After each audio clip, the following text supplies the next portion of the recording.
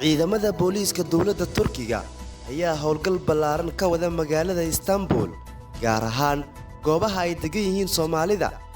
Goobaha howlgalladu ka socdaan waxaa ka mid ah xaafadda Faatix, agagaarka Isha Beedhabo iyo Yusuf Baasha oo dhammaantood ay u badan yihiin Soomaali.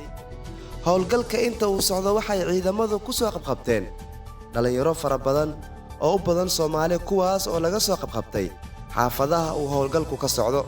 Howlgalkan ayaa lagu sheegay mid lagu baadagoobayo waxyaabaha maanka dooriya oo ay booliisku sheegeen in la soo geliyay magaalada Istanbul ee dalka Turkiga.